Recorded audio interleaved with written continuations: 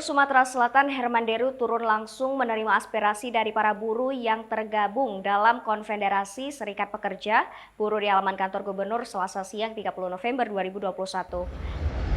Di mana sebelumnya ratusan pekerja buruh ini sejak dari pagi menyambangi kantor Gubernur guna menyampaikan aspirasinya kepada Gubernur Herman Deru terkait dengan upah minimum Provinsi Sumatera Selatan dan Kabupaten Kota di Sumatera Selatan. Bapak yang dikenal sosok dekat dengan masyarakat itu sangat menyambut baik atas apa yang dilakukan oleh para buruh dalam menyampaikan aspirasinya. Tak hanya itu saja, dia menilai kedatangan para buruh ini sebagai representasi dari keinginan buruh untuk membuat penetapan yang berpihak kepada semua. Jadi tidak ada yang dirugikan termasuk kaum buruh. Herman Deru mengakui sebagai kepala daerah yang sudah dipercaya oleh masyarakat, ia meyakinkan kepada para buruh untuk mengakomodir semua masukan dan aspirasi sampai adanya keputusan yang berpihak pada kaum buruh.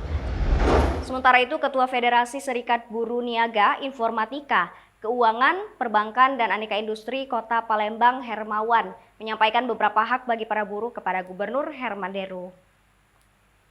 Sejumlah item tuntutan yang disampaikan kepada Gubernur Sumatera Selatan diantaranya menuntut pelaksanaan putusan MK nomor 91 PUU 2020 tanggal 25 November 2021. Satu, menuntut revisi kenaikan UMP Sumatera Selatan tahun 2022 dan kenaikan Kabupaten Kota se-Sumatera Selatan berdasarkan putusan MK nomor 91 PUU 2020 tanggal 25 November 2021 dengan kenaikan upah minimum berdasarkan Undang-Undang 13 2003 tentang ketenagakerjaan.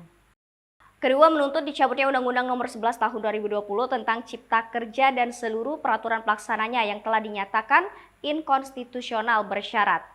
Ketiga, menuntut gubernur dan bupati, wali kota se-Sumatera Selatan untuk memberikan subsidi kepada pekerja, buruh formal ataupun informal sebesar Rp300.000 per bulan.